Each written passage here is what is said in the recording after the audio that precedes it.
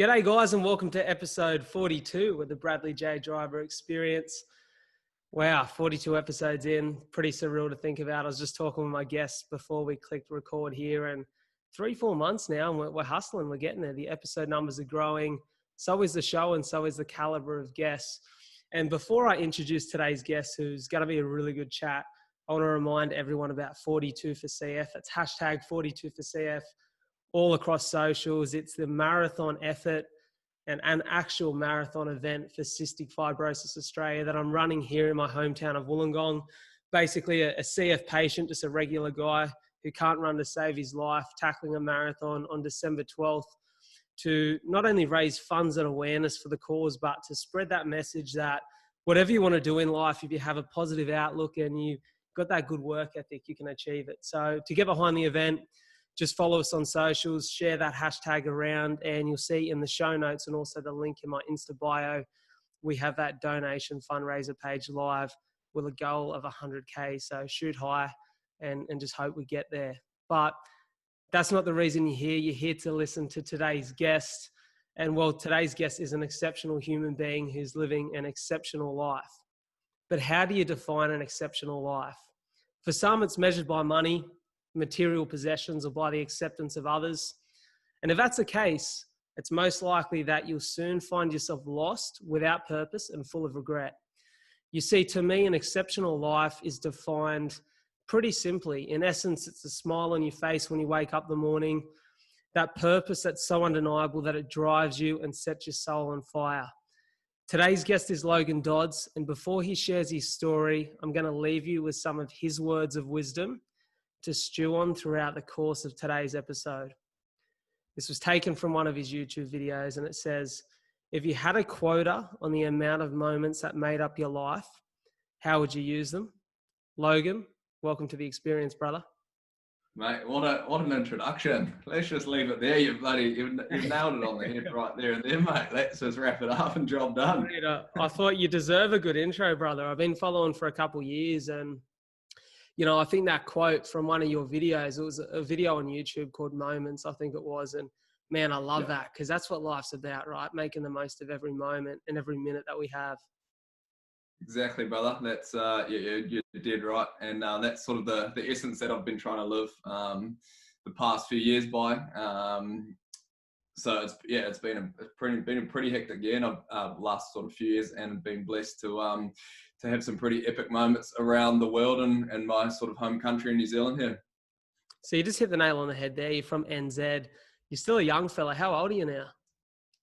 Oh, mate, I'm not too bloody. I'm not a spring chicken anymore, mate. I'm creeping up to my 30th birthday in February. So that's right, bro. You're only as old as you feel, brother.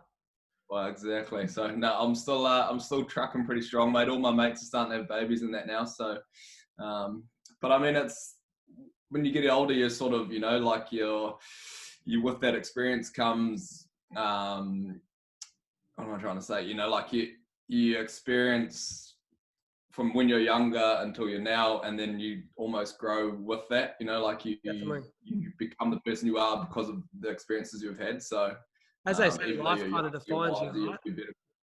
What's that, bro? Life kind of defines you, doesn't it? Like it molds you and it builds you into the person that you end up becoming. And one thing I've seen through your stuff for the last couple of years, I remember, bro, you know how I first discovered you?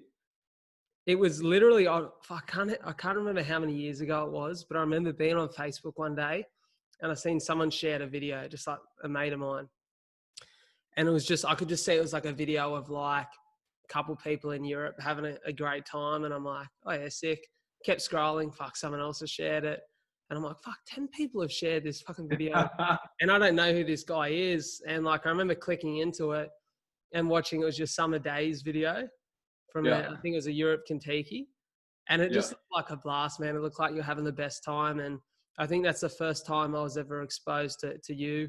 And then probably about a year or two later, come across you on social again. And it just looked like you were ripping in and having a great time. And I was pretty curious as to, I think at the time I actually listened to you on another podcast where you might have just been shooting the shit with a couple of mates or something back in the day and having a yarn and talking about your travels and your life experiences. And then I started to hear a little bit more about your story, and I started to understand where your headspace was at and where you were coming from. So talk to us about those sort of younger years and those past years. You said the last couple you've been trying to live, I guess, to that essence of, every moment matters and every moment counts and it could be your last. Talk to me about where that headspace comes from. Yes, I guess essentially before that video, that was in 2015. And that was actually the second time that I'd been back to Europe. So the first time I went over, finished my plumbing apprenticeship when I was 20, just for my 21st birthday. Left school at 16, straight into a bloody plumbing apprenticeship, basically got asked to leave school. Just wasn't really vibing it at school, wasn't resonating with the system and that, being a little rat bag sort of. So you left school, left into a plumbing apprenticeship, and then my old man actually passed away when I was 18, just out of the blue. And then so I was that given me that he was a healthy man, gym 3-4 times a week, like enjoyed a beer but never smoked a ciggy in his life, and just healthy, happy-go-lucky bloody like roast. And yeah, he passed away when I was 18. And then from that moment was basically like, fuck, life's short, man. Like, you got to live every day as it comes, and you never know what's around the corner. So finished my plumbing apprenticeship and essentially went straight over to London to play a season of footy, rugby union. A bit of a union player. Yeah, bro. I've played since I was 5 till about 24. And then just like basically stopped growing and fucking get bit up by all the big boys that were over there.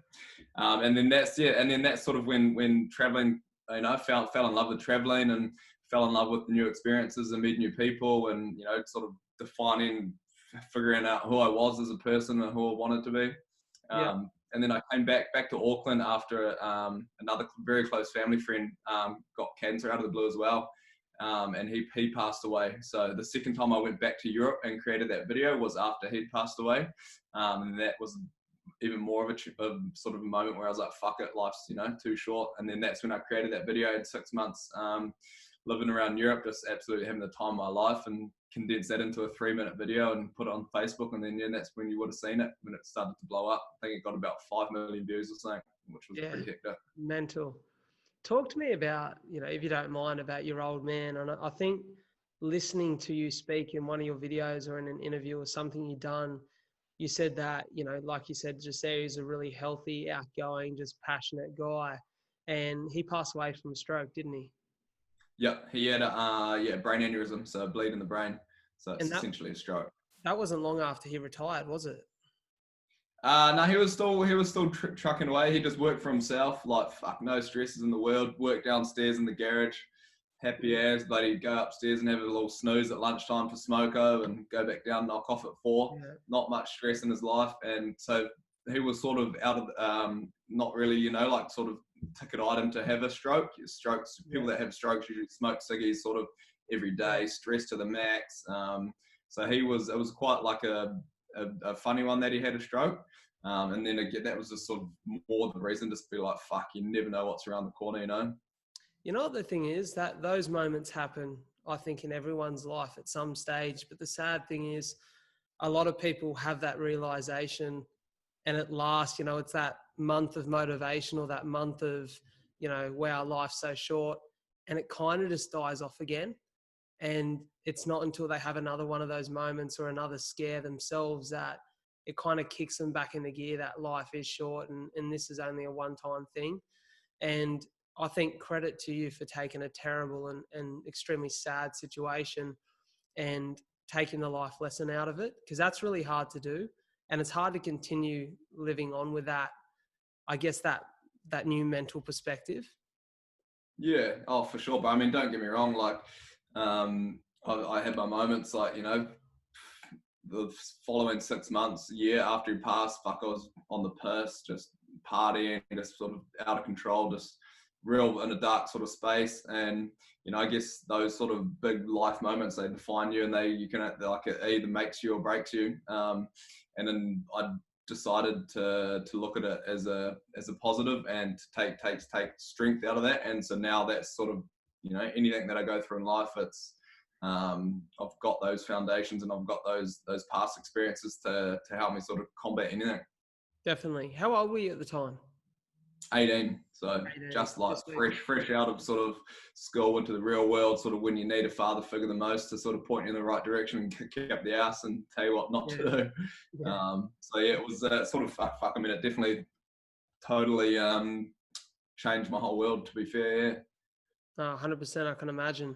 And, you know, obviously from that point, you went on to start doing that plumbing apprenticeship. And it's funny because I've been telling a few people that I've had you coming on the show this last week, and they've all asked me, what does Logan Dodds do? Who is Logan Dodds? And it's funny, bro, because it's kind of hard to explain who you are. You're, I guess, in many ways, a bit of a jack of all trades, a bit of a go-getter. You do a little bit of everything, and it's kind of hard to put a title on what you do for work or who you are as a person. Talk to us about that evolution of getting the plumbing apprenticeship, and then you've really built an amazing little life and a good balance off the back of that.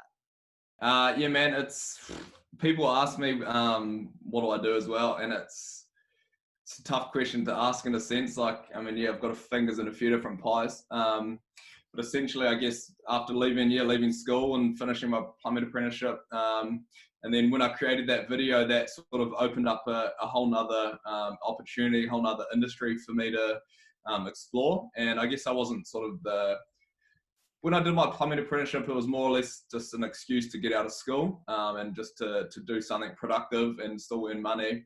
So I ended up like knuckling that off. It was cool. Loved my apprenticeship, met some epic guys and learned like some good skills. But fuck, man, I'm too much of a pretty boy to be a tradie. Like I found out that pretty quick, and had some like good experiences that sort of taught me, you know, whether I wanted to do that for the rest of my life.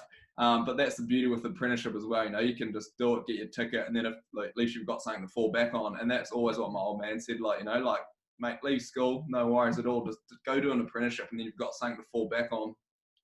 And then when that video came through, like, yeah, it sort of opened this whole nother door, and I sort of thought, man, this is an opportunity to try something different. I've got my plumbing apprenticeship. If it falls through, like, nothing comes of it, I can always go back on the tools. So I sort of just tried my arm. And then learned and taught myself sort of photography and videography through YouTube lessons and trial and error, and asking friends that are sort of in the same realm. But what that's led me to now is, which I've created this whole other world for myself.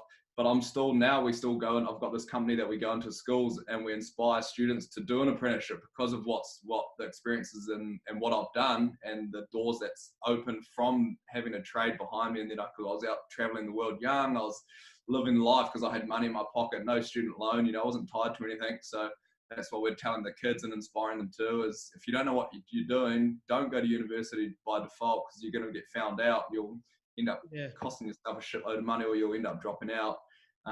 So that's been super successful. We've been to around 50 schools around New Zealand the last few years. It's called Trade Up, isn't it? Trade Up New Zealand. Yeah, it's called Trade Collective.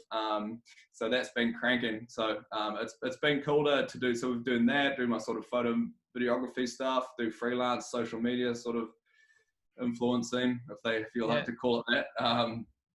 And even if everything falls through the shitter tomorrow, but I've got my trade and I can go back on the tools and probably get a job tomorrow, you know?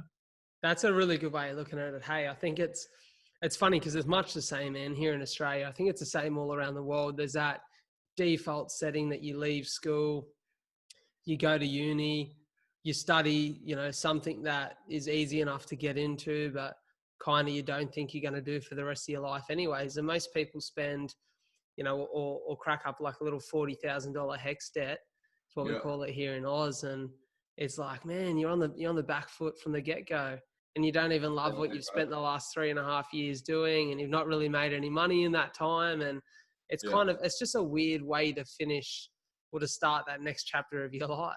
So it's cool to see what you're doing. I really like the initiative of going into schools and showing these kids. And you've built a great balance. Are you ever on the tools now, or you just? Nah, I haven't been on the tools for about 2.5 years now, probably. It got to the point where I was like, I was doing half of this and half on the tools and doing cashies, and, well, you know, I was just contracting, doing my own sort of stuff. But it just got to a point where I was like, it was tough to balance it, and the juggling act just got way too much, and then I'd end up like, you know, costing myself money or time because I wasn't doing the job properly, or I was letting people down because I couldn't show up if something else came up. And so I thought it got to a point I was like, fuck it, I'm done. I'll like put my tools in the garage, start saying no to jobs, and then just really sort of focus on more this side of the career, and then that's sort of taken off as well. So I haven't really needed to be on the tools, but it's been epic to sort of stay in the industry. Still do a lot of work, plumbing world ambassador, so promote the trade and all the stuff we do at Trade Collective.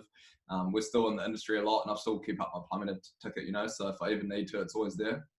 Bro, I'll tell you what, one thing I'm jealous of, and it's a testament to probably being on the tools for a couple of years, is, mate, you're pretty handy around the house, and you've done some pretty wicked stuff to the setup there. I see it on IG, and I'm like, fuck, this guy's got, you know what it reminds me of? Have you ever seen Joe Rogan's actual studio in LA? How he had like the infrared sauna, he had like the gym, he had all these little areas everywhere, all this stuff going on.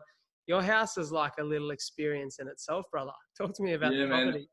Yeah, well, that's as we touched on earlier. You know, like as you get older and the experiences, and you know, like you can't. It's impossible to keep traveling the world until you're 40. You know, like obviously responsibilities, and you know, I've got a partner. I've been here for 5 years now. I've got a dog, and like we're in a property now. So it's like but I still love traveling. So it's hard as you get older. Your experiences change, and your responsibilities get like more. And but with that comes opportunity and to do new things and work with new people and new clients and new brands and stuff. So one of the great things we were lucky enough to get on the property ladder in Point Chev in Auckland here.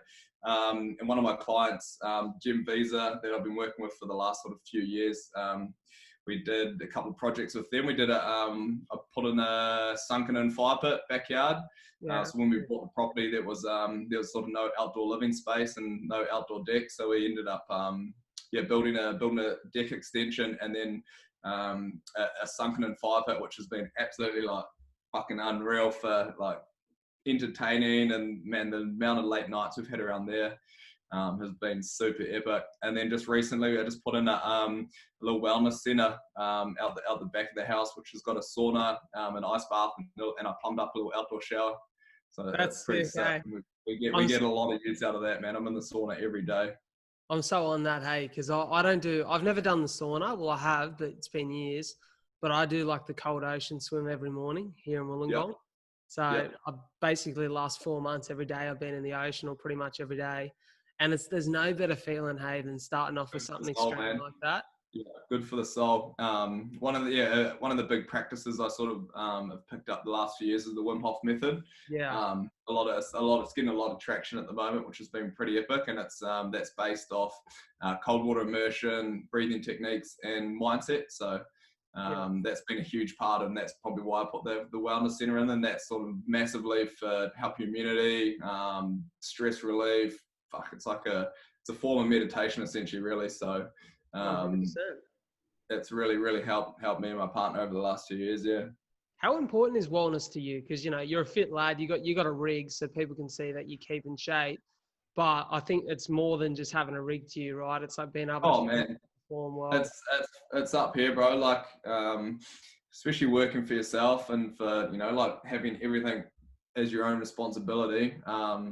It can get pretty stressful and pretty overwhelming at times.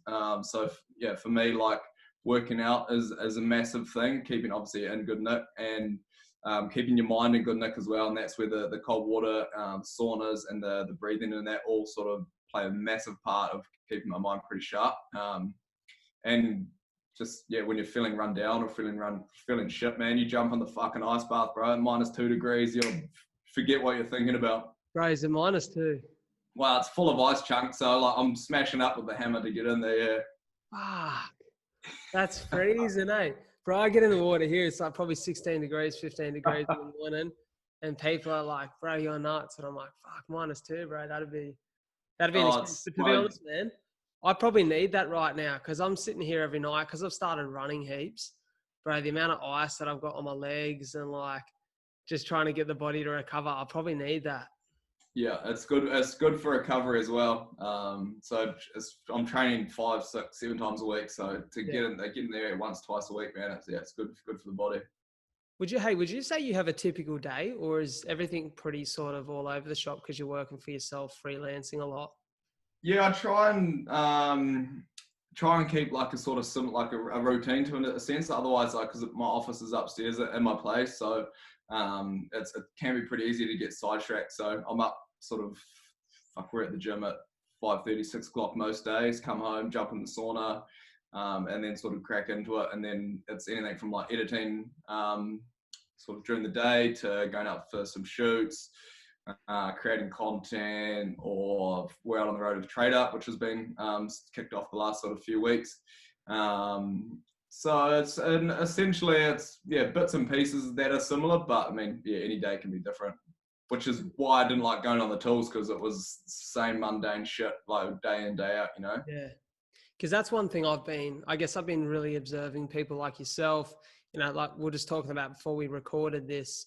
I had Joe Damon on the show for the second time recently, and I was bouncing off him for ideas because I guess now it sounds weird for me to say it, but like, I guess I'm kind of freelancing in a way. I'm like floating about for the first time, or not the first time, but for the first time in a long time, running my own show and steering my own ship. And you kind of look to other creatives and people for that inspiration to see how they're creating those routines and finding a way to make a living out of what they love. And it's awesome to see someone like yourself doing that every day, man.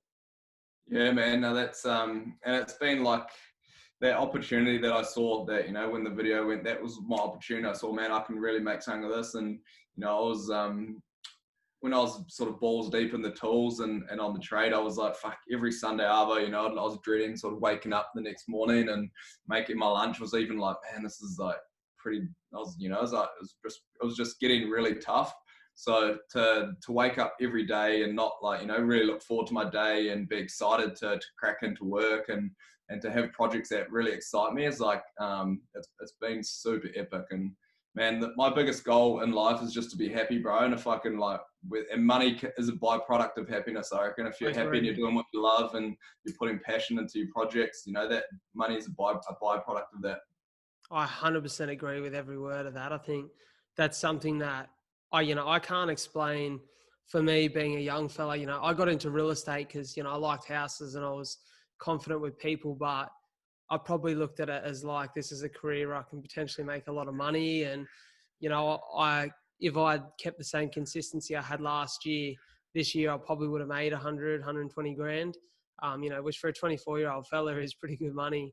You can do a lot with that. And for me to walk away from that, I knew I was making the right decision, because it's hard to walk away from, good money.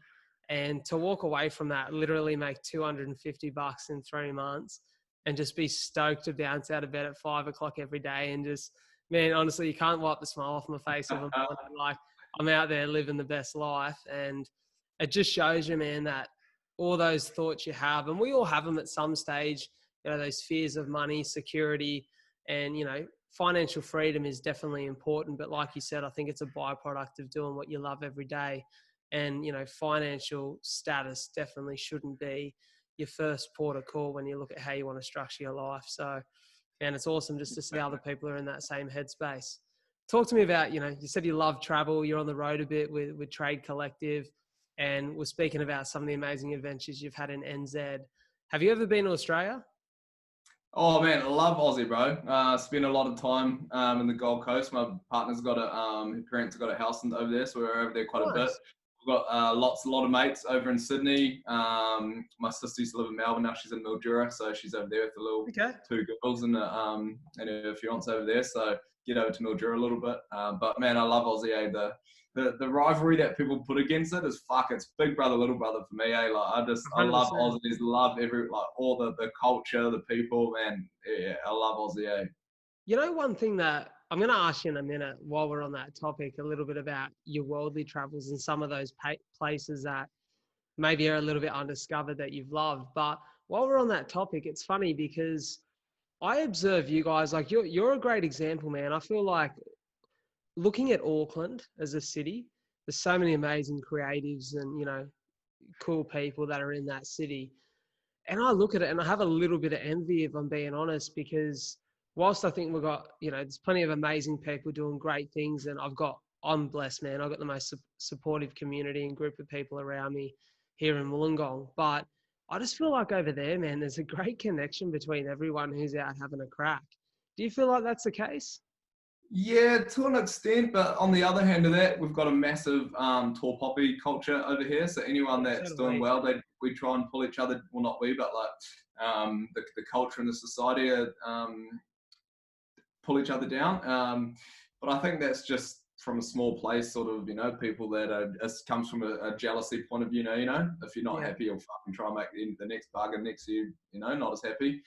Um, but I think that's definitely changing, like where more people out there giving it a crack, and the people that are giving it a crack, seeing other people give it a crack, that's when the support and the community comes from, for sure.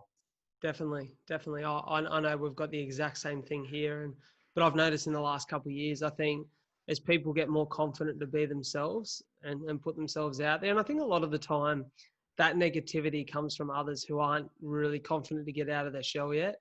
They're kind of living the life they feel like they have to live as opposed to the one they want to. Yeah, 100%, man.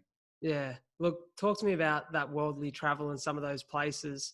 What are some of the ones that you've got in that bank of photos or videos that maybe the rest of the world hasn't seen yet, but they should? Oh, there's been a few, man. I mean, like all the sort of iconic Europe spots. Did spend a lot of time in Europe, but man, the probably like the most iconic top like mind-blowing place I went to with one of my best mates, Trent. We went to Faroe Islands, which is a little group of islands between Iceland and the UK. Yeah. And it's so barren. It's like a population of 50,000 people, and the weather is just super harsh that no one goes out there. And we had this whole entire beautiful country to ourselves. Like it was pretty special. What made you go there? Trent he sent me these I'd never seen it in my life, and he sent me some photos. He's like, bro, let's go here. And I was like, what? Where is this place?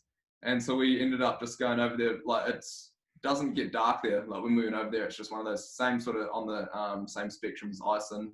Yeah. Okay. And summertime it never gets dark. So we were just out exploring, like shooting like golden hour over there. It was lasting like 4 hours, so we had perfect light for like so Jeez. long, and it was pretty epic experience. So That sounds unreal. I seen you done, I think it was you were sort of chasing a few sunrises in NZ, climbing some peaks and catching some pretty good glimpses of sunrises over there this year. yeah, we did. I've done a couple of good hikes the last sort of few months. Did Roy's Peak, which is probably New Zealand's most famous peak, which looks right over Wanaka. Did that up at 5:36. Started, and it's like a 2-hour hike up. And got up there at sunrise and just crazy views, like right back over Wanaka. And the other epic one we did was Mueller Hut, which was an overnighter up in sort of the Mount Cook region. Okay. And in winter, it's this dock hut that sleeps sort of 40 people. Usually summer, it's booked out. You have to book months in advance. And winter, it's sort of first in, first served. And we got up there and we were the only ones there for the whole night. Just had this place to ourselves. It was absolutely phenomenal, eh? Man, I walk in the same spot every morning. So if I don't go for a run, I go for a walk at 6 o'clock, grab a brew with one of my mates or a couple of my mates. And got one mate in particular, shout out to Zachy Bids, who fucking loves the sunrise more than anyone I've ever met in my life. I've never seen a guy so stoked. Like you should see his facial expression change as soon as that sun starts popping over the horizon. But man, I've come to love it. Like the early mornings, I wake up at 5 every day, 4:45 on a Sunday. Like I love an early morning, and bro, there's no better feeling than seeing the sunrise. Eh? It just gives you New energy. day. Yeah, right. New day, new opportunities. It's that new light, bro. It's a good time of the day for sure. I've definitely come to learn to love the mornings as well. 100%. Hey, for the listeners, what sort of advice do you have on life that you feel like, at your age now, heading into 30 next year, that you've learned throughout your 20s that you wish you knew heading into your 20s, or you wish you knew that a little bit earlier to put into practice? Man, it would just be like passion, eh? Like follow what make your heart makes, what sets your soul alight, man. Like, and if you're like is worried about cash like that, again, that'll come from happiness and that passion that you put into something. Um, I wish I sort of known that earlier. But I guess I was pretty lucky that I found that out whilst I was still pretty young. Like I know, you hear stories of people that just graft and they're not happy, and then they're 40, 50 until they say bugger it, and going to do something different. But I know like, yeah, it's tough. The pressures that you sort of at the time when there's financial and outside pressure from society, and your mates are all successful, and you feel like you sort of, have to follow what they're doing is, just break the chain. Like you just got to do what makes you happy, man. That's a good way of putting it. Break the chain, chase happiness, live your dreams. Ladies and gentlemen, Logan Dodds, thanks for coming on, brother. Thanks for having me, man. Absolute pleasure. Nah, too good, brother. Take it easy.